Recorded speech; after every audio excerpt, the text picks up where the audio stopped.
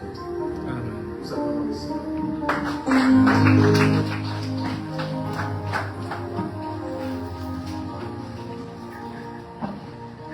Seigneur, je bénisse. Alors, je donne le micro au pasteur. Il avance, nous attendons.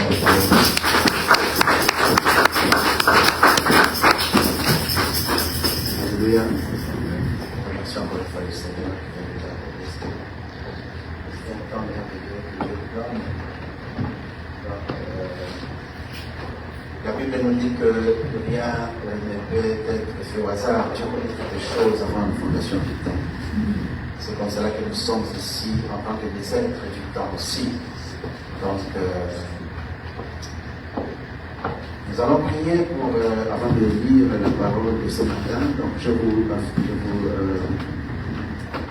demande simplement de prendre votre livre à la page, donc, sur le livre d'Éphésiens, chapitre 5, verset 14, qui évidemment est notre thème pour cette convention ce matin aussi. Donc, je vais lire au nom de notre Seigneur et Sauveur Jésus-Christ.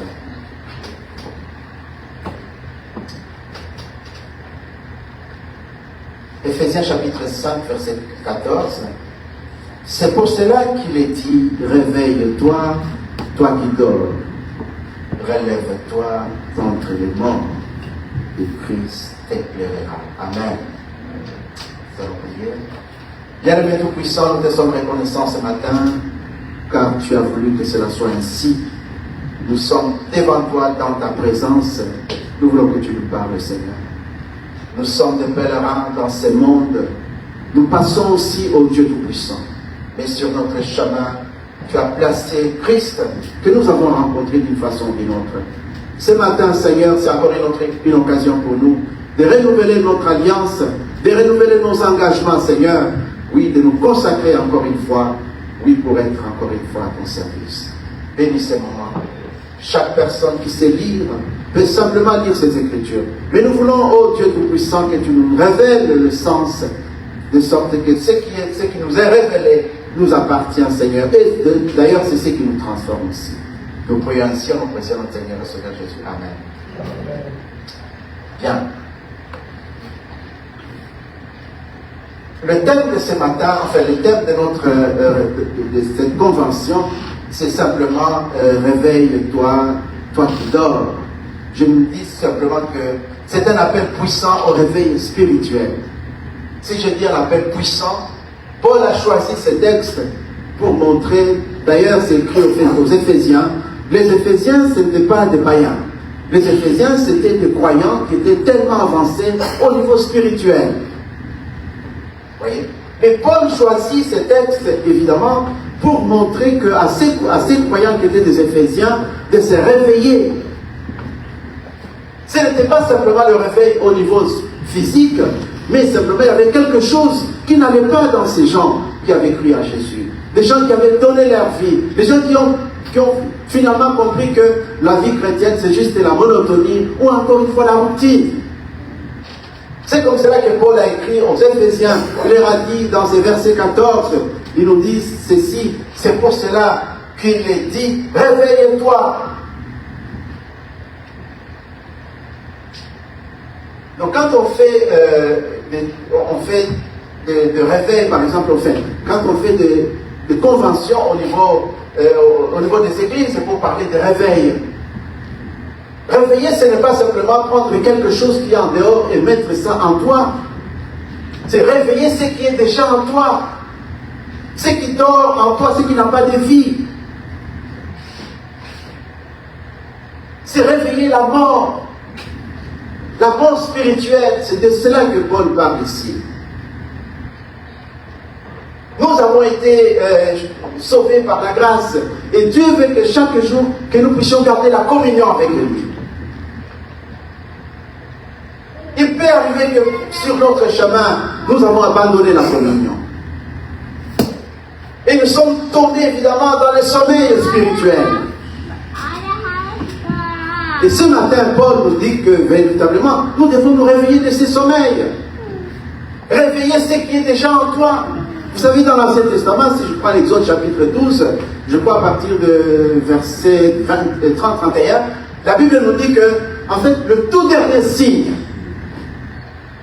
qui s'est produit avant qu'Israël soit complètement libéré, avant la délivrance, avant l'exode, c'était la mort. C'était les tout derniers signes.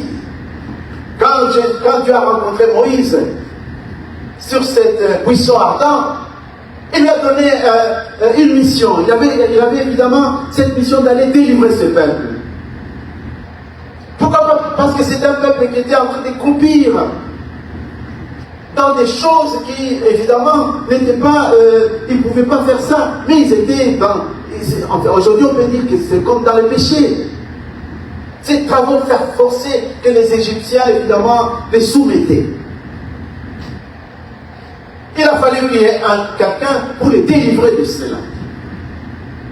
Et la Bible nous montre clairement que pendant que Moïse s'est présenté devant Pharaon, il a opéré beaucoup de miracles. Mais le tout dernier miracle, c'était la mort. La mort partout en Égypte. Nous allons lire ça dans Exode chapitre 12, versets 30 à 31.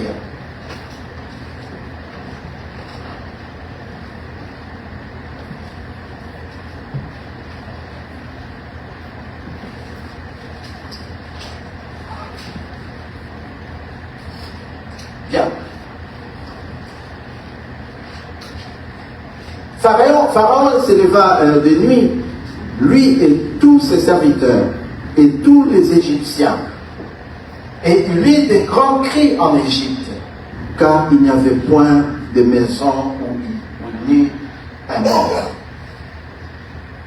Dans la nuit même, Pharaon appela Moïse et Aaron, et leur dit, levez-vous, sortez du milieu de nous.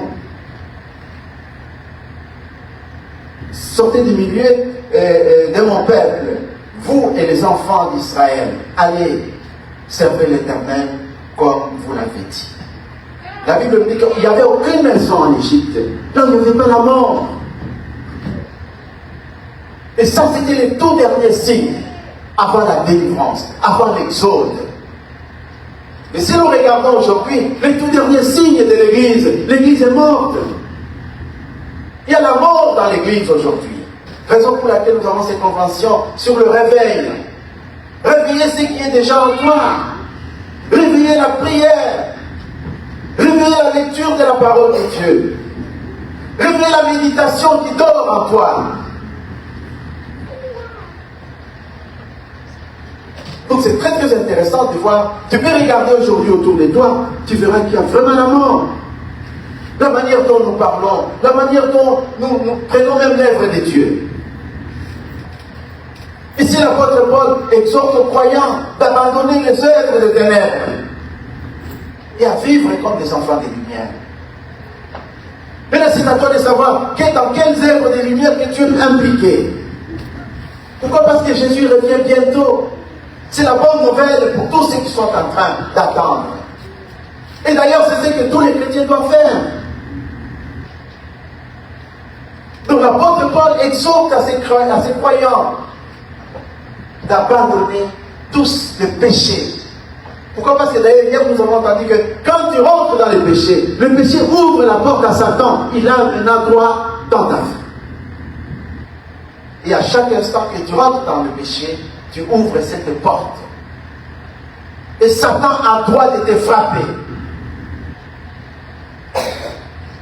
C'est comme cela que Dieu nous appelle à la vie de sanctification. Il dit, réveille-toi, toi qui dors. Différent des sommeils physiques. Mais ça, il s'agit de sommeil spirituel. Donc, celui qui dort spirituellement, il vit dans le péché. Quelquefois, il ne se rend même pas compte. Surtout nous qui sommes arrivés dans ces pays. On était tout feu, tout flamme de l'autre côté. Mais arrivés ici, qu'est-ce qui nous arrive? Nous sommes plongés dans ce sommeil spirituel. Et nous avons besoin de réunions comme celle-ci pour réveiller ce qui est déjà en nous. Pourquoi? Parce que Dieu t'a donné un esprit, non pas un esprit d'assoupissement. La Bible nous dit dans 2 Timothée chapitre 1, verset 7. L'esprit que Dieu nous a donné, c'est l'esprit d'amour, l'esprit de force, l'esprit de sagesse. Le temps dans lequel nous sommes en train de vivre, c'est un temps difficile. Regarde la mort dans les églises aujourd'hui. Dès que nous allons à l'église, quelquefois nous ne savons même pas qui nous sommes.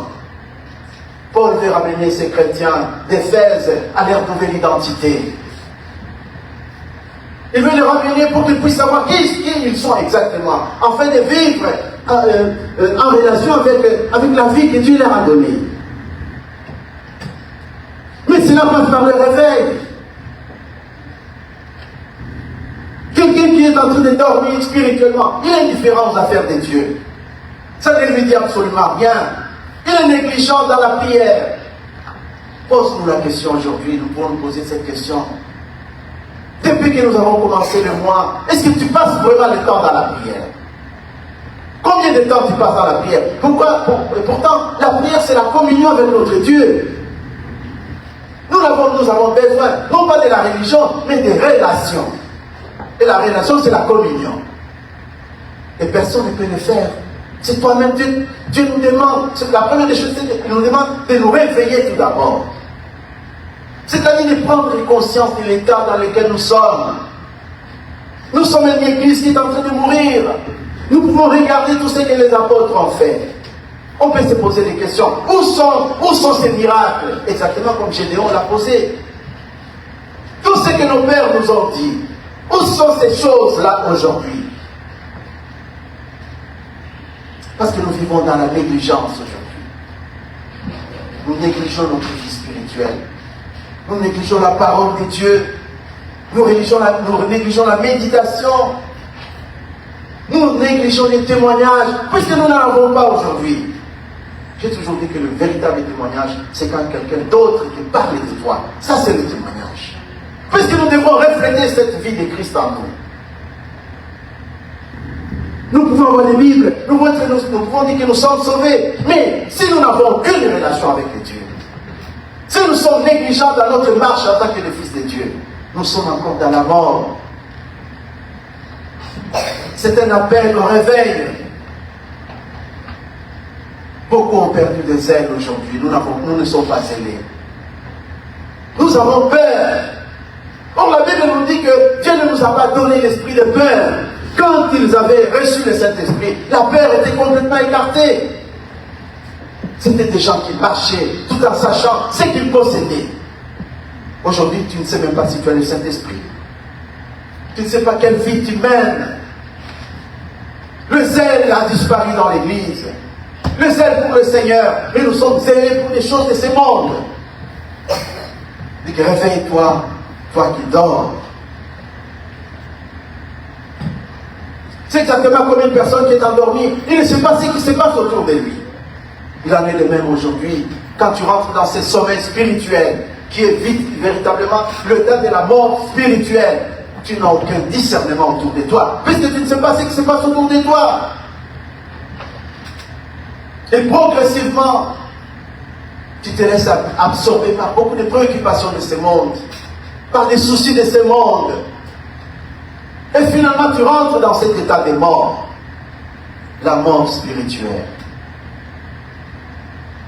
Et quand tu avais la mort en Égypte, c'est à ce moment-là que Dieu est entré sur scène pour délivrer ce peuple qui attendait pendant 430 ans.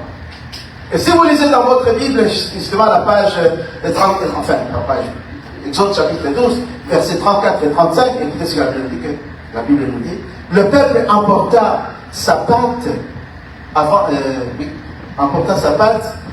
que lui fût levée. Ils enveloppèrent le pétrin dans leurs vêtements et le mirent sur leurs épaules. 35.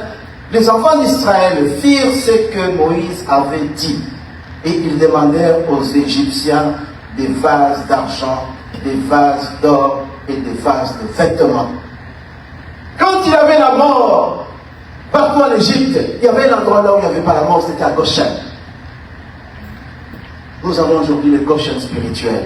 Des gens qui sont en communion avec Dieu. Des gens qui se jugent eux-mêmes. Non pas juger les autres, mais se juger eux-mêmes. La Bible nous dit que pendant qu'ils étaient maintenant prêts pour partir, alors que la mort était dans le corps des Égyptiens, ils ont demandé aux Égyptiens des vases d'or, des vases d'argent, des vases de tout. Vous savez c'était quoi? C'était le salaire que Dieu devrait donner à ce peuple-là, leur salaire de 430 ans. Dieu n'oublie jamais quelque chose. Dieu n'oublie pas. Tout ce que tu fais, chaque fois que tu te mets en genoux pour glorifier l'Éternel, c'est écrit quelque part. À chaque instant que tu vas dans la présence de Dieu, tu reçois quelque chose. La semaine passée, en fait, nous avons parlé de Luc chapitre 21, verset 36, où la Bible dit que nous devons rester éveillés et prier à chaque instant, prier sans cesse pour avoir la force de surmonter tout ce qui va arriver sur la terre et nous présenter devant la face de Jésus. Nous devons nous réveiller, rester dans la prière. Il y a le pasteur qui nous disait que lui s'est réveillé à 4h30 du matin, enfin à 4h du matin pour prier. De mon côté, j'avais dit Amen. Voilà des gens qu'il faut aujourd'hui.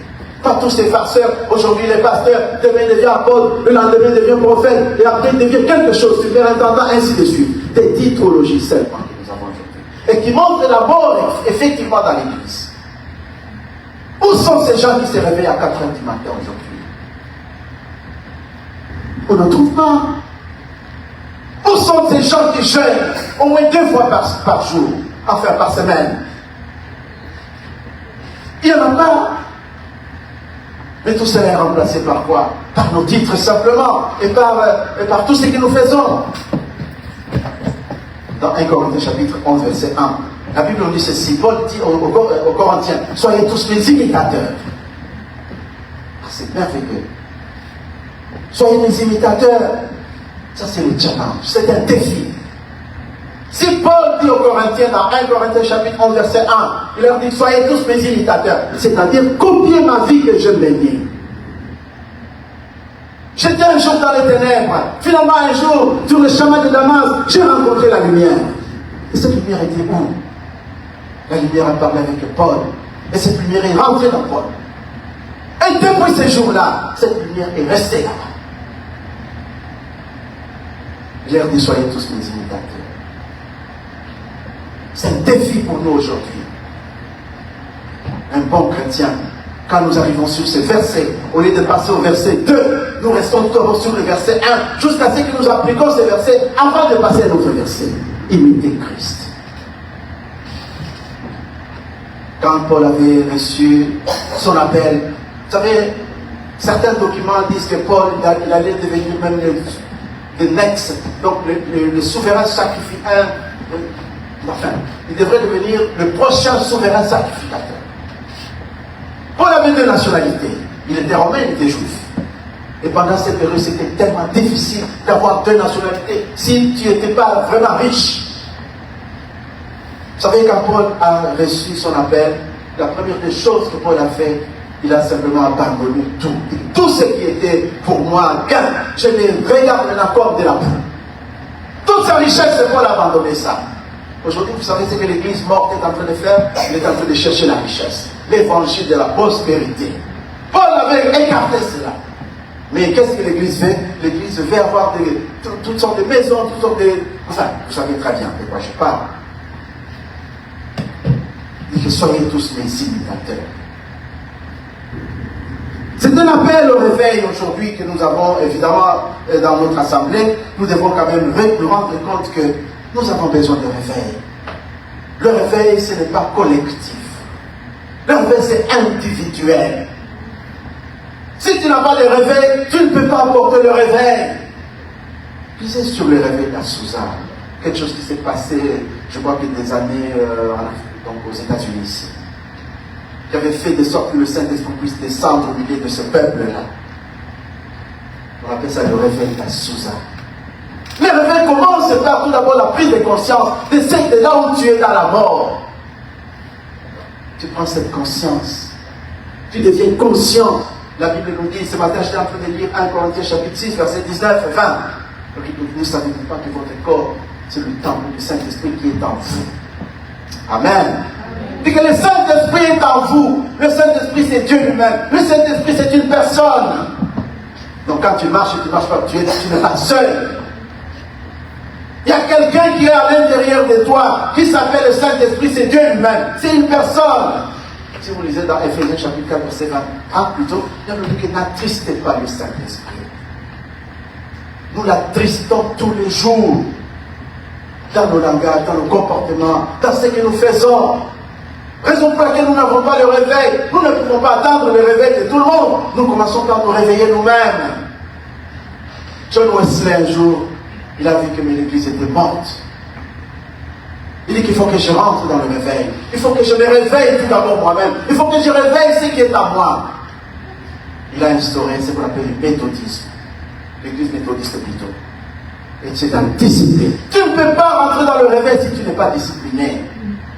Si tu as la négligence, si tu n'as aucun temps de prier, aucun temps de lire ta Bible, aucun temps de parler aux autres de Jésus, tu ne peux pas avoir le réveil. Pourtant, tout est à l'intérieur de toi. Nous avons besoin de réveil aujourd'hui. Wesley a pris conscience de ça. Il dit, ok, pour que je puisse rentrer dans le réveil, il me faut tout d'abord la discipline. Il a imposé la discipline personnelle, l'autodiscipline. C'est que nous n'avons pas aujourd'hui. Nous sommes des chrétiens qui, c'est comme ces vaches quand on les donne une sorte de herbes qu'on appelle enfin, j'oublie même le nom de ces herbes. À chaque instant qu'ils mangent ces herbes-là, ils deviennent des vaches folles. Ils courent dans toutes les directions, ils ne comprennent même pas ce qu'ils sont en train de faire. L'église de Dieu est devenue comme cela. Des choses que nous mangeons, nous n'avons que discernement. Je n'ai pas la nourriture physique, enfin la nourriture mais des choses qu'on mange, cette nourriture spirituelle que nous mangeons à la télévision et partout où nous entendons, ce sont des choses qui nous rendent complètement malades spirituellement. Nous avons besoin de réveil. Nous devons véritablement, vous allez voir quelqu'un qui était fidèle à l'église, quelqu'un qui priait, mais progressivement, à cause des préoccupations de ce monde, à cause des préoccupations de sa vie, il commence à rentrer progressivement, lentement, mais sûrement, dans ce qu'on appelle la mort spirituelle. C'est à ces moments-ci, le temps que nous sommes, le temps où nous devons nous réveiller à chaque jour, chaque instant, pour nous dire que le Seigneur revient bientôt. Et quand Jésus viendra, il va nous retrouver dans quel état? D'ailleurs, la Bible nous dit, quand Jésus reviendra, est-ce qu'il trouvera encore la foi dans l'église? Nos églises sont devenues juste des endroits où on se rencontre tout simplement. Mais ce ne sont pas des endroits où nous devons véritablement manifester Christ. Nous ne pouvons pas manifester Christ si nous n'avons pas le réveil. Chacun doit avoir son réveil. C'est individuel. Réveille-toi dans la prière. Prends des décisions. Voilà comme ça je vais mener. Vous savez, ce n'est pas une grande quantité. C'est juste la petite chose que nous faisons chaque jour. Mais la constance, c'est très important. Dans la lecture de la parole, la même chose, tu te disciplines. C'est comme cela que le réveil, tous ceux qui ont fait venir le réveil dans l'histoire de l'Église, c'est des gens disciplinés. Aujourd'hui, nous sommes préoccupés par beaucoup d'autres choses. Réveille-toi, toi qui dors. Le deuxième point, relève-toi entre les morts. Relève-toi entre les morts. Non simplement la mort spirituelle, la mort physique, mais c'est un état spirituel de mort. Et dans la Bible, quand on parle évidemment de péché associé à la mort, le péché est toujours associé à la mort spirituelle. Nous sommes restés longtemps dans le péché, longtemps dans le monde. Mais là, c'est tellement difficile de savoir qui est chrétien, qui ne l'est pas. Nous avons les mêmes langages, nous avons les mêmes préoccupations, nous avons les mêmes soucis. Pourquoi? Parce que nous n'avons pas la décision. Le réveil vient à partir de la décision. Tu prends ta décision personnelle. C'est au travers de cette décision que Dieu puisse avoir rentré sur scène.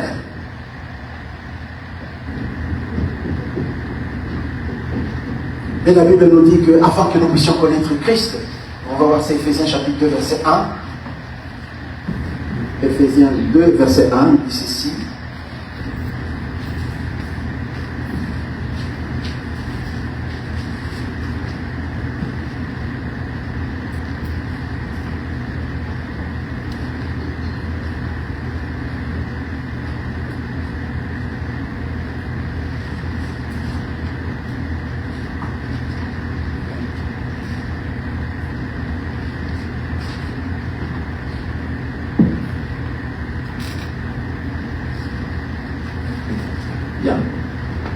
Vous étiez morts par vos offenses et par vos péchés. C'est là que nous étions dans la mort, dans lesquels vous marchiez autrefois, selon les trains de ce monde, selon le prince de la puissance de l'air, de l'esprit qui agit maintenant dans le fils de la rébellion. Vous savez, quand nous n'obéissons pas à la parole de Dieu, nous rentrons directement dans la rébellion. Et nous tuons le réveil en nous. Ce feu doit rester continuellement, comme Lévitique chapitre 6 nous dit cela. Le feu de l'Éternel doit continuellement rester en train d'allumer en nous.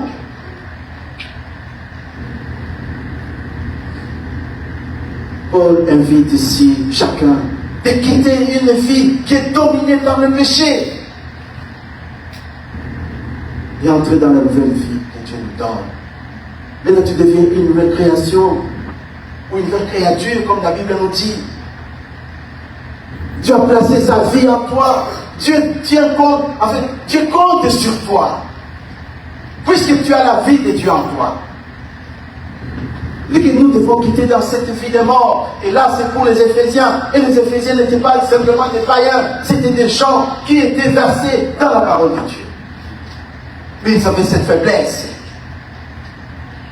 C'est comme cela que Paul les invite à quitter cet état où vous étiez. Quittez la tiédeur. Rentrez dans le sel de Dieu. Quittez la désobéissance et rentrez dans l'obéissance. La Bible dit que l'obéissance vaut mieux que le sacrifice. Nous faisons beaucoup de sacrifices dans tout ce que nous faisons, mais moins d'obéissance. Nous n'obéissons pas à la parole de Dieu. Nous ne faisons pas ce que Dieu nous demande de faire. Quittez l'indiscipline. Restons dans la discipline. Pourquoi? Parce que le réveil, ce n'est pas quelque chose de mystérieux. Non, c'est tout simplement quelque chose qui est en toi, que tu dois maintenant faire vivre cela. Dans le Saint-Esprit qui est en toi. Tu dois tout d'abord te rendre compte, tu dois te rassurer que le Saint-Esprit vit en toi. Que maintenant tu n'es pas le seul. La Bible dit que celui qui est uni à Christ, il est un seul esprit avec lui. Nous sommes un seul esprit. Le péché n'a aucun pouvoir sur nous. Dans 1 Jean chapitre 4, verset 4, la Bible dit que petit enfant, vous les avez vaincus. Vous les avez vaincus. 1 Jean 4, 4. Celui qui est en vous, il est plus grand que celui qui est dans ce monde. Nous devons avoir cette conscience qu'il y a quelqu'un qui est en nous. Ça va maintenant dicter notre façon de parler. Dicter notre façon de penser, dicter notre façon d'agir. Pourquoi? Parce que nous savons celui qui est en nous. Il est plus grand que tout ce qui est autour de nous. Il est plus grand que la mort, il est plus grand que le péché, il est plus grand que toutes sortes de maladies. Pourquoi? Parce que nous avons été régénérés. La Bible dit que nous avons été régénérés, non pas d'une semence corruptible, mais de la semence incorruptible, la parole vivante et permanente de Dieu. C'est au travers de cette parole, quand nous sommes véritablement dans la parole de Dieu, nous devenons des enfants de Dieu, nous sommes des super-hommes. Et la première des choses, ce matin je suis en train de méditer sur Éphésiens chapitre 4, verset 29. Tu as besoin de nos paroles. La Bible dit que tout ce qui est désagréable, que ne sorte même pas de votre bouche. Seulement des paroles qui apportent la vie. Et pour connaître, enfin j'ai vu ça dans Éphésiens chapitre 4, verset 29. Notre croisade sur le réveil. Le réveil c'est en nous. Le réveil doit commencer par nous. dit que lève-toi entre les morts. Lève-toi dans tes complaintes. Maintenant, nous devons proclamer la parole de Dieu. Écoutez ce verset 29, ce qu'il dit. Qu'il ne sorte de votre bouche aucune parole mauvaise. Tu as placé tu as placé ta parole dans notre bouche. Et qu'il ne sorte pas ces choses-là. Ça sont les Éphésiens. Pour qu'il ne sorte pas la parole de Dieu, pour qu'il ne sorte pas n'importe quoi dans notre bouche, nous devons avoir le temps d'injecter dans notre esprit la parole de Dieu. Et ce temps-là, nous n'en avons pas. Puisque ce qui sort de notre bouche ne vient que de notre cœur. Afin qu'une personne ne parle, son cœur doit tout d'abord être rempli. Et l'apôtre Paul, enfin, Jacques nous dit dans Jacques chapitre 3, il nous dit que nous branchons tous de plusieurs façons. Celui qui ne branche pas par sa langue dit que c'est un homme parfait. Quand tu as le mot de tête, oh, tu parles exactement comme le voisin qui est à côté. C'est-à-dire, en toi, il n'y a pas la parole. Puisque la Bible nous dit que voici, je vous donne le pouvoir. Le pouvoir, c'est la lumière. De marcher sur les serpents, de marcher sur les scorpions, de marcher sur toutes les puissances de l'ennemi. Et que rien ne pourra venir. Absolument rien. Nous sommes des enfants de Dieu, mais nous vivons dans l'ignorance. Lève-toi de cette ignorance et lève-toi un peu plus haut, comme un aigle. Vous savez, il y a l'histoire d'un aigle. Je peux vous raconter ça. Il y avait un monsieur qui est parti sur une montagne, un chasseur. Vous savez bien, les aigles ne comptent des œufs sur une haute montagne. Ce monsieur a pris quand même 3 œufs qu'il a trouvé là-bas. Il ne savait pas vraiment ces œufs, c'était des œufs de quoi exactement. Il est venu avec les œufs chez lui à la maison. Il avait une poule qui pouvait faire des œufs. Il a pris ces œufs, il a placé ça avec d'autres œufs que la maman poule couvrait plutôt. Après quelques temps, il y a eu l'éclosion. Comme j'ai toujours dit que, vous savez, ces poussins qui sont dans les œufs, ils ont quelque chose à faire. Le petit poussin, le bébé là, s'ils ne veulent pas quitter cet œuf-là, après, je crois, 18 jours pour les poussins ou 21, quelque chose comme ça, s'ils ne veulent pas sortir de là, ils vont mourir en l'œuf.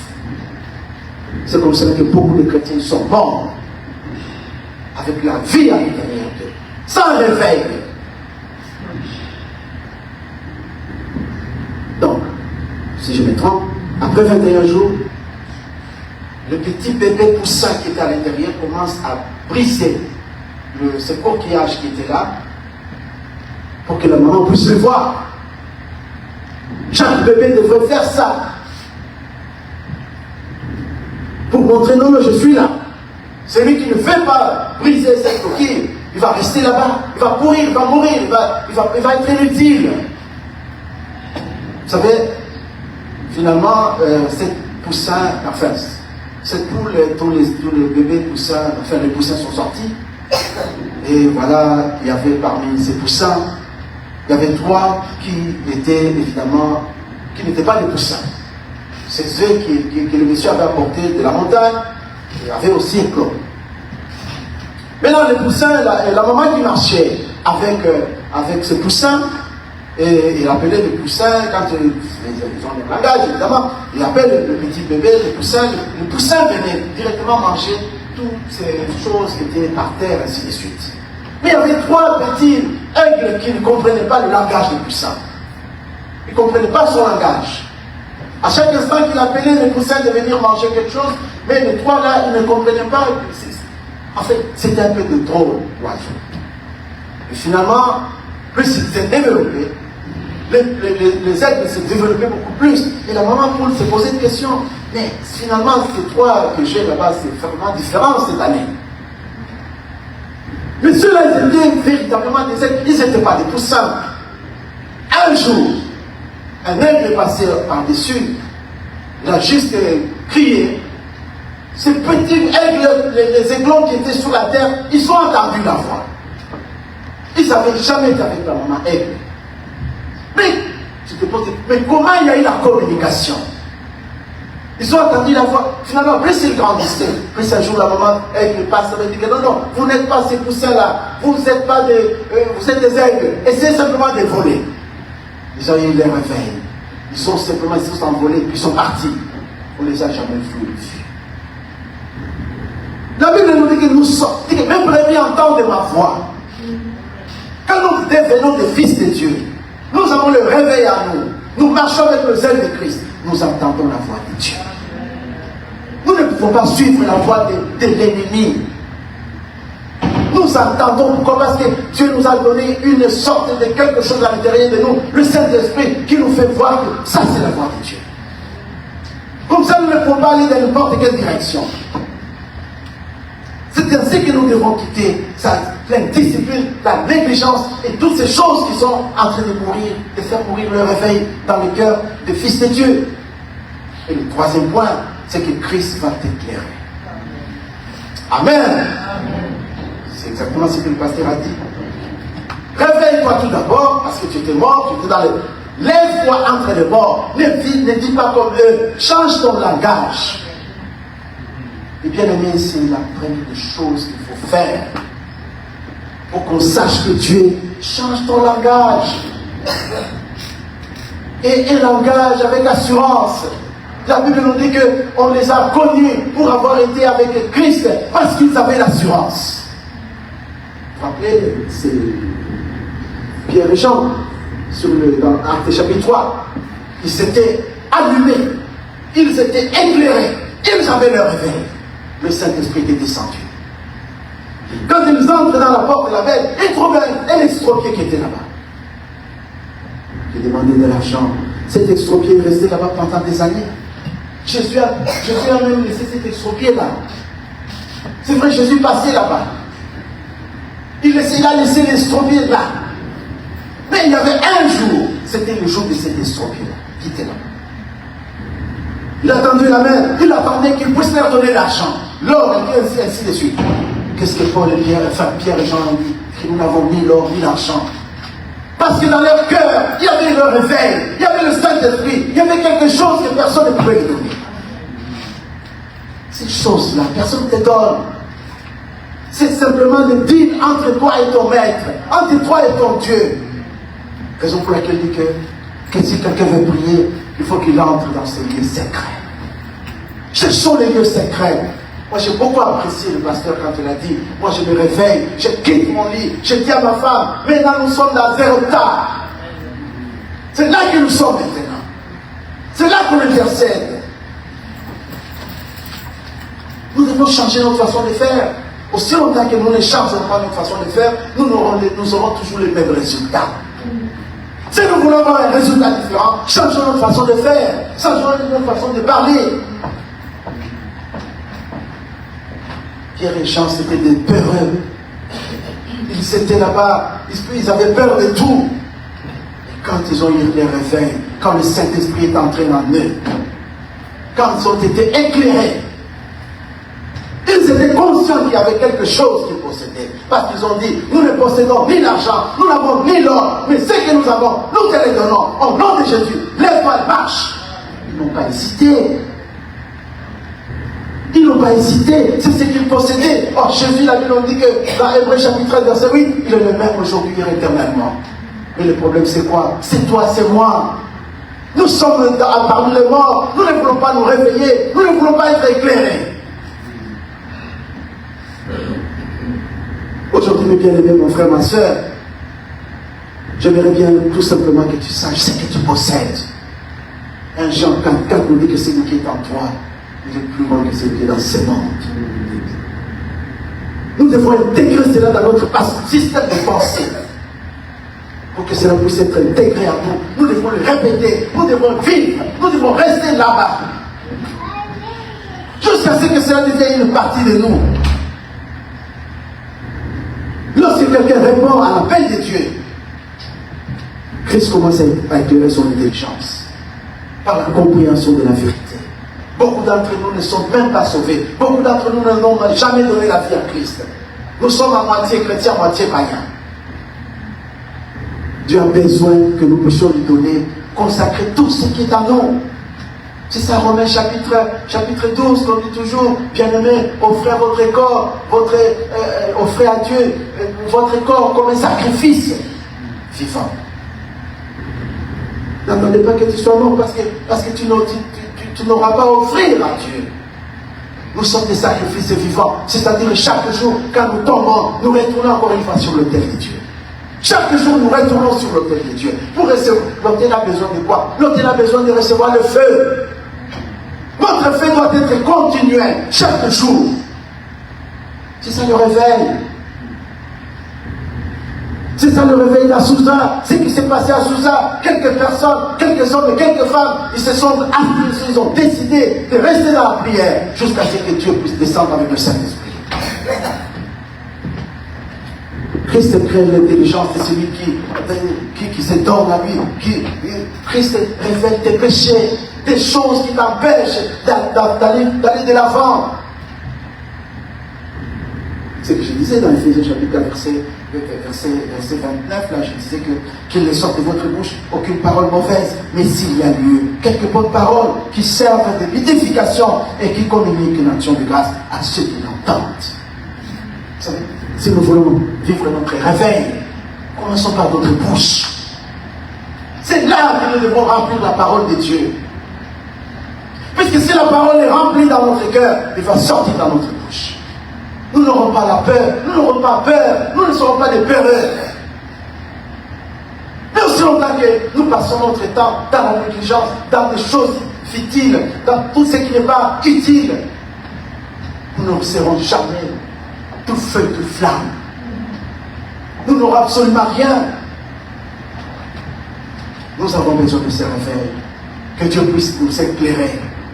Réveil le pays. Donc, dans les grandes décisions, Dieu peut nous éclairer. Dieu nous donne la paix, il nous donne l'espérance, il nous donne l'espoir, il nous donne tout ce dont nous avons besoin. Pourquoi est-ce que Paul a dit cela d'abord? Autrefois, ces croyants vivaient dans les ténèbres. Mais finalement, maintenant, ils sont devenus lumière. Si vous lisez dans Matthieu chapitre 5, verset 14, il vous dit que maintenant, vous êtes la lumière. Vous savez, vous êtes maintenant, c'est vous qui êtes la lumière. Si vous lisez dans Jean chapitre 8, verset 12, il dit que je suis la lumière du monde. Mais dans Matthieu chapitre 5, verset 14, il dit que vous maintenant, vous êtes la lumière. Allez éclairer partout là où vous êtes. Mais notre lumière, notre réveil doit commencer derrière cette porte-là, dans le lieu fermé. C'est là que nous devons. Si nous négligeons cet endroit-là, la généalogie, d'après ce que les uns ont dit comme ça, si nous négligeons cela, nous n'aurons jamais de réveil. Amen. Nous ne pouvons pas transmettre ce réveil-là aux autres. Parce qu'on ne transmet que ce qu'on possède. Mais si on ne possède pas, tu ne peux pas donner. Donc c'est très important pour nous. Prenons notre vie chrétienne au sérieux. Voyons là où nous sommes pour le moment. Ouais. Voyons là où c'est que Dieu est en train de faire à l'intérieur de nous. Si notre vie spirituelle est devenue juste une routine, c'est quelque chose qui nous interpelle pour que nous puissions rentrer aujourd'hui dans cet endroit secret. Là où lui seul peut nous récompenser. C'est ça, ce beau texte de Paul sur le réveil. Il dit, réveille-toi, toi qui dors. Lève-toi entre les morts et sois éclairé par Jésus-Christ. Quand tu es éclairé, ce jour-là, quand ils étaient dans la chambre haute, quand ils ont eu la lumière, ils sont rentrés à Jérusalem, la ville n'était pas la même. Il y avait des guérisons, il y avait des morts qui ressuscitaient. Tout le monde parlait de ça. Et un seul jour, une prédication de 15 minutes, 5000 âmes, 3000, ils ont reçu la vie. C'est ça le réveil. C'est ça notre croisade. Dieu ne veut pas que nous puissions demeurer dans cette passivité spirituelle. Il veut que nous puissions vivre la vie. Aujourd'hui, l'Exode 12 nous dit simplement que voilà, le temps, la mort a frappé l'Église. La délivrance est proche.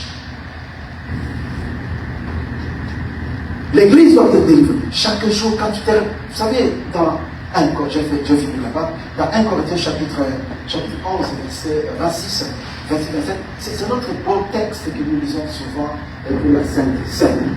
J'aime ça, parce que je le lis tous les jours. Et j'aime ce texte-là. Voilà, ça se trouve dans 1 Corinthiens chapitre 11, oui, chapitre 11, verset 26 et 27.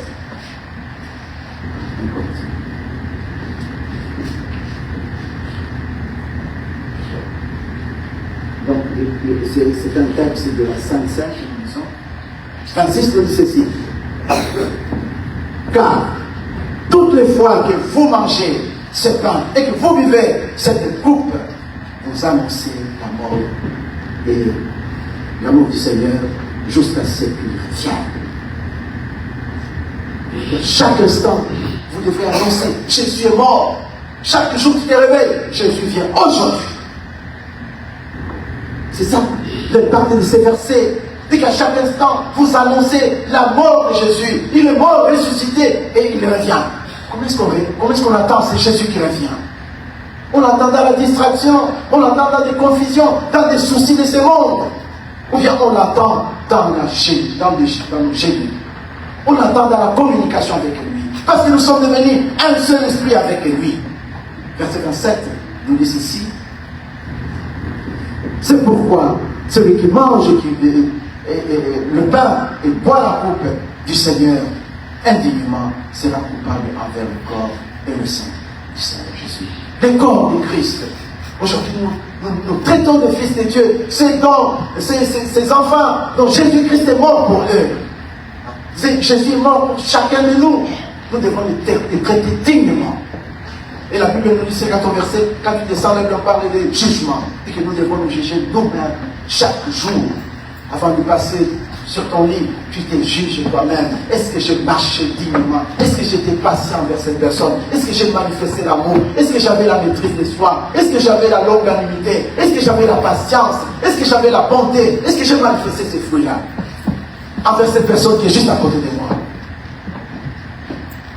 Et quand nous n'avons pas la réponse pour ça, parce que le Saint-Esprit qui est en nous, puisque nous sommes ce corps, ça appartient à Dieu, et que l'Esprit de Christ habite en nous, et le Saint-Esprit habite en nous, ce Saint-Esprit doit produire tous ces fruits. Vous savez, parmi les fruits de l'Esprit, nous commençons avec l'amour de Dieu, et ça finit avec quoi? Avec la maîtrise de soi.